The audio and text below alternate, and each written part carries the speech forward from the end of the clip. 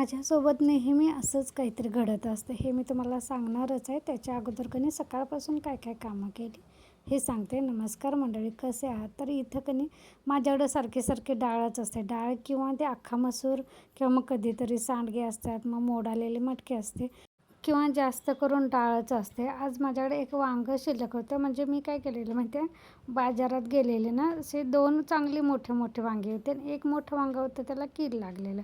मग मी थोडंसं त्यांनी ज्या मावशीने रेट लावलेलं त्याच्यापेक्षा थोडंसं कमीनं मागितलं, कारण जे किडलेलं वांगं होतं ते अर्धं मला कट करून टाकायलाच पाहिजे होतं यासाठी.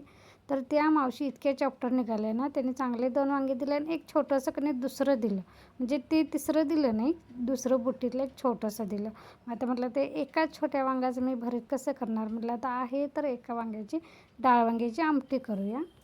त्यानंतर फ्लावर खराब होईल म्हणून मी रात्रीच निवडून ठेवलेला, तो सकाळी फोडणीला दिला फ्लावरची भाजी करायची म्हणून. आणि आता म्हटलं भाजी आणि आमटी शिजतोपर्यंत साफसफाई करून घ्यायची. हे माझं रोजचं काम असतं, कारण आमच्याकडे धूळच अशी असते रोज हे बेस टेबल वगैरे मला पुसायलाच लागतं.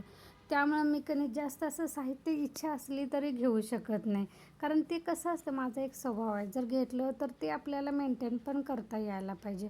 उगीच ढीगभर ह्याच्याकडं आहे त्याच्याकडं आहे त्यांचं बघून घ्यायचं आणि ते जर आपल्याला व्यवस्थित राखता नाही आलं तर त्याला काय अर्थ आहे? आणि मग 4 माणसं कोणतरी आली की आणि तीच आणि लोक काय म्हणणार आहे, बघ हे इतकं काय काय आणले आणि सगळा पसाराच पडलेला असतो. त्याच्यापेक्षा हे दिखावा करण्यापेक्षा आपल्याला जितकं जमेल तितकं साहित्य आणायचं आणि तेच व्यवस्थित ठेवायचं. हा जास्त करून माझा प्रयत्न असतो. 4 माणसं म्हणजे कोणी बाहेरचे नसतात, आपले जवळची नातेवाईक असतात, जी आपल्यासमोर गोड बोलतात आणि माघारी नावं ठेवत असतात. त्यामुळे मी जास्त साहित्य आणायच्या नादाला लागत नाही. कोणी म्हटलं तरी चालेल की बाबा हिच्याकडं काही नसते, थोडंसंच काहीतरी असतं, असं म्हटलं तरी मला काही फरक नाही पडणार, कारण देखाव्यापेक्षा आपल्याला जसं जमतं ना तसं वागावं माणसानं. तर इथे हे सगळं पुसून वगैरे घेतलं. त्यानंतर झाडू मारून घेतला सगळीकडे आणि मग लगेचच फरशा पुसून घ्यायच्या म्हटलं. तसं तर हे माझं मॉप आता खराब व्हायला चालू झालं आहे. म्हणजे असं खालीच असं दाबलं तरी असं ते पुश होत नाही, असं अडकून राहतं, म्हणजे पाणी त्याचं जात नाही, निचरा होत नाही. आणि हे मी घेतलेलं त्यावेळी 700 का 750ला घेतलेलं. आता जवळपास 1200च्या पुढं तरी असणारच ह्याची किंमत. म्हणून म्हटलं जोपर्यंत चालतं आहे तोपर्यंत कसं तरी चालवून घ्यायचं, नंतर मग अगदीच खराब झालं तर मग आणायचं, कारण लगेचच एवढे पैसे लगेच खर्च करायला नको म्हटलं. त्यामुळे हे फरशी पुसायला थोडासा वेळ लागते, कारण ते पटापटा असं खालीवर पाणी निचरा होत नाही. त्यामुळे त्याच्यातच अर्धा 1 मिनिट जाते मला असं प्रेशरनं दाबून दाबून हे करायला.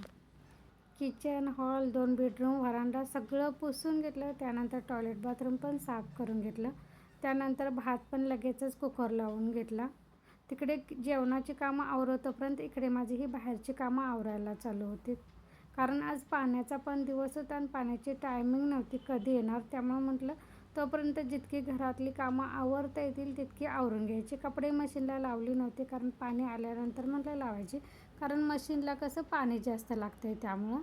तर इथे हे सगळं आवरून थोडा वेळ बसते. इथं बघा किती वाजता आले पाणी, 1:45 वाजता पाणी आज दुपारी आलेलं आहे. आता हे आम्ही माझ्यासारख्या घरात असतील त्या बायकांना काही वाटत नाही, ठीक आहे थोडा वेळ, म्हणजे कंटाळे येते दुपारपर्यंत, अर्धा दिवस ह्या कामातच जातो आहे सकाळच्या. पण आमचं असं खेडेगाव आहे, तर गावातनी शेताकडं बायका जातात. आता शेताकडल्या बायकांनी कसं पाणी भरायचं तुम्ही विचार करा. म्हणजे इथं ग्रामपंचायत आहे, सरपंच आहे, सगळं आहे, पण नियम नाही, कटिबद्धता नाही, काही नाही, कोणी कुणाला विचारत नाही, काहीच नाही. प्रत्येकजण आपापल्या मर्जीनं आपापल्या मनाप्रमाणे वागते. त्यामुळे असा घोळ होऊन जातो. तर दुपारी पाणी आलं, घरातलं भरलं, वर्कशॉपमधलं भरलं, तोपर्यंत पाणी गेलं. बाहेर वगैरे काय मारायला झालं नाही मला, झाडांना पण घातलं नाही, कारण रात्री 3:30 पावणे 4च्या दरम्यान इतका मोठा पाऊस आला. आणि आमच्याकडे पहिला पाऊस, म्हणजे मी जिथं राहते ना, आजूबाजूला 2-4 पाऊस मोठमोठे होऊन गेले, पण मी जिथं राहते तिथं पहिला पाऊस म्हणजे रात्रीच पडला. 15-20 मिनिट पडला असेल, पण अगदी मोठा पडला. त्यामुळे आज काय झाडांना मला पाणी घालायला लागलं नाही. त्यानंतर इथं किचनमध्ये आलेले, गरम तर इतकं झालेलं पाऊस पडून गेला तरीसुद्धा असं गारवा नव्हता, अशी उलट जमिनीतून जास्त येते असं वाटत होतं. म्हटलं बसलं तरी ही जेवण केलेली वगैरे भांडी होती ती तशीच पडून राहणार आणि मग 4 वाजता घासायला होते, कारण एकदा बसलं मला कामावरून की काही काम नंतर करायलाच नको वाटतं. म्हणजे एकसारखं अशी कामं केली तरच माझी कामं पटापट आवडते. बसलं की काम संपलं असं असते माझं. त्या म्हटलं आता बसायचं नाही, पाणी थोडंसं पिऊन घेतलं, त्यानंतर भांडी ओटा वगैरे साफ करून घेतला. इथं आता का नाही हे डायरेक्ट दुसऱ्या दिवशीचं आहे. आता इथं सकाळचं माझं सगळं बाकीचे आवरलेले आहेत, म्हणजे भात वगैरे आवरलेलं आहे. चपातीला पीठ मळून ठेवलेलं आहे, आता चपात्या करून घेते. इथं माझा एक घोळ झाला आणि असंच माझं कधी नेहमी काही ना काहीतरी म्हणजे विसरून जाते आणि असं काहीतरी घडून जाते. हे आता गव्हाचं पीठ मी गिरणीला लावल्यानंतर मला काय वाटलेलं मागच्या गिरणीला मागचं दळप माझं गव्हाचंच असेल, ह्या अर्थानं मी ती जाळी काही बदलली नाही आणि ते आपलं ज्वारीचं थोडंसं असं मोठं मी काढते. तर हे गव्हाचं पीठ थोडंसं मोठं झालं, त्यामुळे काय झालं मी हे पीठ आता मळून ठेवलं नव्हतं, मळून लगेच मी करायला चालू केलं होतं. त्यामुळे इतके ते वातड आणि ते मऊ पण झालं नाही, चपात्या फुगल्या पण नाहीत आणि ते इतकं माझ्या जीवाला लागले. आता हे पीठ संपेपर्यंत मला अर्धा पाऊण तास तरी कारण पीठ मळून असं ठेवायला पाहिजे, म्हणजे थोडेफार कणी मऊ चपात्या होतील. सुरू आहे इकडे त्याला कधी बोलायचं माहित नाही, बोलायचं असतं तर सगळ्या गावाची माहिती मला दिली असते. इकडे आजी दिसली, तिकडे जाताना दिसली.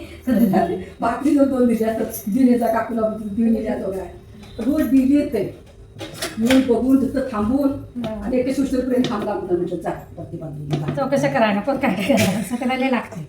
जातो ती पाहुणा बियाचा करवत नेला काकूकडे पडते आले ती माळ्याला काकू. इथं पलीकडल्या काकू आल्या होत्या आईला भेटायला आणि ते आमचं चार्ली कसं आहे माहिती, एकदा जर एकाची ओळख झाली ना आणि ते माणूस जर आपल्या घराकडे नाही आलं ना तर हा त्यांच्या घराकडे जातो. तर त्या सांगतात त्या आलेल्या परवा आणि जा तिकडे म्हटल्यावर कधी तुझ्या मालकीनीकडे की लगेच परत आला. त्याला बोललेलं सगळं कळतं, फक्त बोलायला येत नाही एवढंच आहे. इथे चपात्या वगैरे करून घेतल्या, त्यानंतर पोळपाट वगैरे धुतल्यानंतर माझ्या लक्षात आलं की मला मसाला थोडासा भाजून घ्यायचा आहे. त्यामुळं परत कणी तवा ठेवला आणि परत मला तीळ जिरं वगैरे भाजून घेतले. माझ्याकडे उन्हाळ्यात त्या स्प्राईटच्या माझ्याच्या वगैरे बॉटल असं जास्त करून असतात, कारण पोरं कणी गरमी व्हायला म्हणते कोणतरी आलं कणी असं हे गार आणून ठेवत नाही, मी जेव्हा लागेल तेवढंच आणते. त्यामुळे कणी थोड्याशाच कणी ज्या पाण्यासाठी मला वापरायला येतील अशा ठेवते, बाकीच्या त्या टाकून देते. इथं मसाल्यासाठी तीळ जिरं वगैरे भाजत होते, तोपर्यंत धीर जाऊबाई वगैरे आलेत. चला ह्यासोबतच आजचा व्लॉग मी इथंच बंद करते. पुन्हा भेटू नवीन व्लॉगमध्ये, तोपर्यंत धन्यवाद.